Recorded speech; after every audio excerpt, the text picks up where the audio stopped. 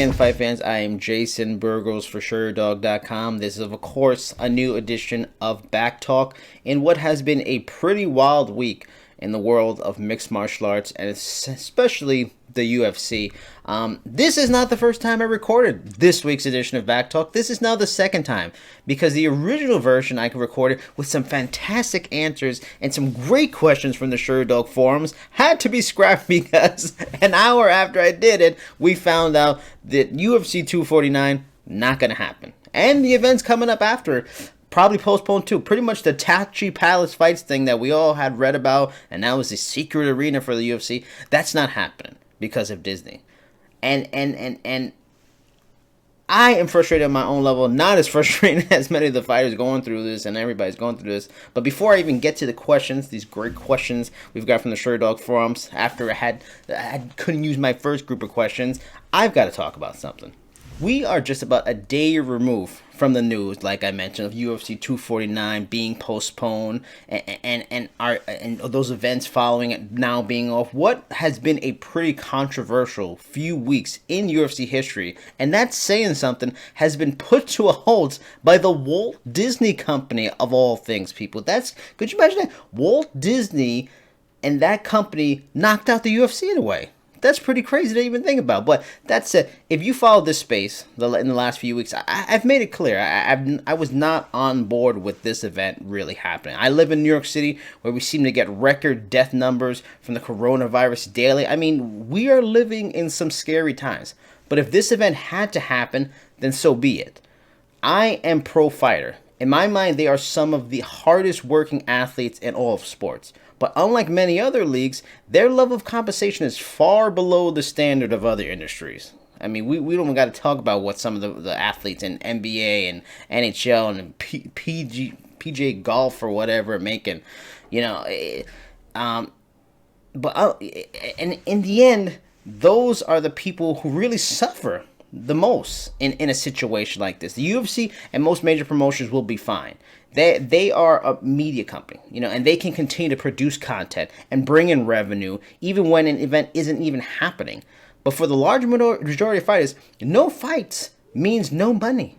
You know, that said, I do have a great deal of respect for Dana White and the UFC for planning to compensate the fighters on the UFC 249 card, just like they did for those lost fights at UFC London. It's a great thing. I really respect that. You know, the event happening maybe wasn't the best move, but paying the athletes for the difficult work put towards it, that is the best move. How much compensation remains to be seen, though. There were a lot of notable fighters on this card that likely will probably make it far better than the usual typical show money and win bonus that most fighters get. They will probably make some good standard rates, so will they pay them all of that? I mean, we'll see. Hopefully they do, but, you know, without a doubt that the UFC and their staff worked hard to try to make this happen. But that level of work and stress is not the level of a fight camp and the dieting regimen these fighters were in the midst of for the last few weeks, because the promotion was hell-bent on putting on this card. You know, kudos to Bellator for postponing their slate of May events well in advance and not having their fighters go through the physical grind of a fight camp just to be let down a week before, 2 weeks before. Not to mention, most of them were conducting camps under unusual circumstances with gyms around the country and around the world, for that matter, on lockdown, closed. You know, I'm grateful that Disney did step up, make the tough decision early.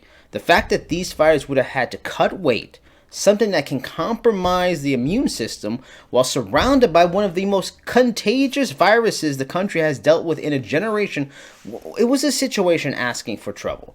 Let's just think about this. Could you imagine if a couple of weeks after this event, a fighter or a trainer, you know, ended up on a ventilator somewhere because they had to develop some pneumonia because maybe the fighter got it, maybe they just didn't even get it from the arena or the event, but just the traveling they had to do just to make this payday, take these unnecessary risks of traveling on planes and with close quarters of people and all these kinds of things. If someone like, you know, Calvin Kattar or or Justin Gaethje or some of these talented fighters, Kama Worthy, ended up on a ventilator somewhere, that wouldn't have been a good look whatsoever. The fan and media member in me is disappointed the event did not happen because I love this sport, but also appreciate the athletes in it. The window of financial gain in this industry is very small, but I'm also appreciative that Disney saved the UFC from themselves. That is at least until Fight Island begins. All right, our first question for this week comes from Blessed Soldier. They ask, so with UFC 249 canceled, is Khabib Nurmagomedov Tony Ferguson back on? That's an excellent question. I don't really know. Common sense, and especially from fan demand, makes you think it should. Why go back to an interim title fight, especially when you don't know what the future events until this Fight Island thing kind of gets settled? And if that's still not a guarantee, that hasn't been finalized, or they're supposed to be working on it, and Dana White seems very confident on it, but I'll get to that kind of thing in a minute. But it seems like the logical thing. You probably go back to the fight that was supposed to headline this anyway. A lot of fans were disappointed that doesn't happen, and just make a title fight. Why go interim and then have to do this other thing and all this kind of just make the fight happen? I mean, the only thing about it is if Fight Island is the only way that can happen, can U.S. fighters travel there and come back? How does that work? Is the travel from Private Island back to the U.S.? I don't know what the standard and what the federal guidelines are right now for a situation like that. So do you almost have to do Khabib versus Conor because maybe their guidelines for going to those Russian Island standards are different? I really don't know. I mean, it should be the fight that happened. But another interesting equation is, I'm sure a lot of people have a lot of respect for Justin Gaethje right now. For what he did, jumping on a super short notice to take on someone at the level of Tony Ferguson. That's already got to garner a bunch more fans that he already had. He already had a bunch of fans. Logic tells me it's got to be Khabib versus Tony Ferguson and just make it happen. Despite the utter curse of that pairing, it's one of the most cursed pairings in all of human history, it seems like. But yeah, I think that fight's got to be the fight next. It's unfortunate for Justin Gaethje. In the end, hopefully, like I was talking about earlier, compensation. He made some money and probably only really had to train hard for about a week or so, and still made some good money at the very least. But yeah, his title picture hopes are really up in the air now with everything going on. If he even gets title shot, it probably wouldn't be till the end of the year at best anyway. But yes, Ferguson, Khabib, it's got to happen next. All right, our next question for this week comes from John Mangala. They ask, will the Fight Island remain after the pandemic is over? That's an interesting question. I guess it all matters on what you consider over for the pandemic, and I'm not sure in a situation like this it'll really be over anytime soon. I mean, I don't think the only way I think you can call this over is when a vaccine is made. And that's supposed to be anywhere from 12 to 18 months, because you got to go through clinical trials. Despite our president being a bit of a jackwagon sometimes and talking about various things and using medical technology and all kinds of nonsense and possible vaccines out there early, you got to go through this stuff. You got to have testing. And so it could be 12 to a year and a half before we're really clear this is a thing that can really linger. And if people get out there thinking it's over and we get spikes and things come back and the virus, we have all these other things go on, it's hard to say. I would think not. I would think it'd be too expensive for the UFC at some point. They probably sure on some financial level can make it work based on what they're paying out, what they're going to get in. But at some point, just going to arenas in the U.S., getting ticket sales and all the revenue that comes from that and doing those kind of things and going back to the States, it's probably the more logical, fiscal, ethically choice. If this made sense a long time ago, the UFC probably would have just did it a long time ago. I doubt they just didn't think of it till now because of things. If it's something makes sense to do, they would do it, money-wise. They're all about the money. They're going to make the decision that makes them the most money. If this was a money-making thing and it benefited them, they would have done it a long time ago. But it's not. That's why they don't run out of like a one arena all the time. It doesn't make as much sense. They want to get those big arenas that get all those big. I mean, look at those gates they're losing out on, especially for UFC 249. If that had happened on a normal arena with that kind of a card, like $1 million one night gates, they're not gonna get that on a private island. Especially the private island just being set up for cage and production of a television broadcast. It doesn't have stands and all those other things. They don't, yeah. So after the pandemic ends, no, I would think it's probably done. During the pandemic, however long that lasts, if it is a year to 18 months because of a vaccine, Fight Island really will be something we'll be talking about for the next decade, possibly, if this thing even gets done, which is still iffy after what happened with 249 and Tachi Palace. So, but this could be one of those things we'll be talking about 10 years from now. You remember Fight Island? Remember that 2020 we had Fight Island? That shit was crazy, man. Our last question this week comes from Alan Partridge. All right, fair enough. Why was WrestleMania 36 allowed to go ahead, but not UFC 249? And that's a great question. I can see a lot of the MMA fans who aren't wrestling fans going, "This is bullshit. Why let them do it? We let them do it. It's nonsense."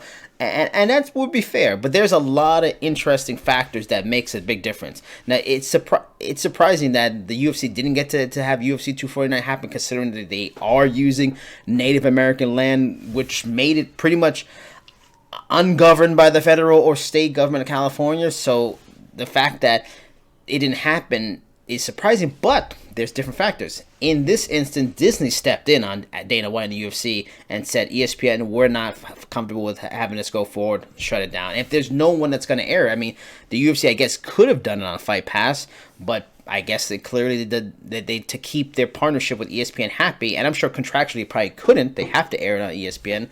They can do it, so they got shut down. For the WWE, it's a different scenario. Clearly, one, Fox and USA Network aren't too bothered by this because they still been allowing them to do episodes of Monday Night Raw and Friday Night SmackDown without any issue for the last few weeks, despite what's going on in the world and the country the last month. Also, WrestleMania was aired on the WWE Network.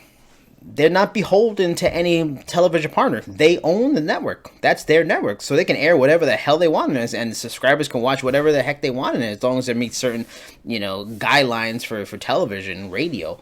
But that's a key factor. They were using their own studio. This shows you, as big as the UFC is, it's different than WWE. WWE has $2 billion television partnerships. They have their own facility headquarters. They built the WWE Performance Center before the UFC made theirs. The UFC pretty much copied off what the WWE has been doing. So they have their own performance center where they've been running NXT events out of for the, or developing talent. Then they have Full Sail, but they already have that setup of running small, high-level network broadcast TV events from a small studio. So they have that. They have TV partners that don't mind. They have their own network that they can air things on contractually, like a WrestleMania. Then Florida is a different place. We all know about Florida, man, and how different Florida is. And the governor of Florida, Ron DeSantis, is a lot different than other people. I mean, this guy just did stay-at-home mandates in the state April 1st, while places like here where I'm at, New York, was like 3 weeks before that. Also, he's not coming down hard on certain gatherings for like religious reasons. So you got a different standard in the state that the WWE has their performance center and is running events out of. So if the UFC had that, if they had their setup and they ran shows out of Florida, they might have been able to get it done. But maybe the standard of what people look at and see are different in terms of UFC is a sport and wrestling something else, and wrestling is just a misfit anyway and people don't care. I don't know. It's hard to say. But it's as simple as that. While UFC's partnership with ESPN, aka Disney, has been hugely beneficial for them, in this instance, it hurt them. Because Disney has a standard of what they want and will allow. They were not going to allow something to be broadcast on network that they own that they didn't like.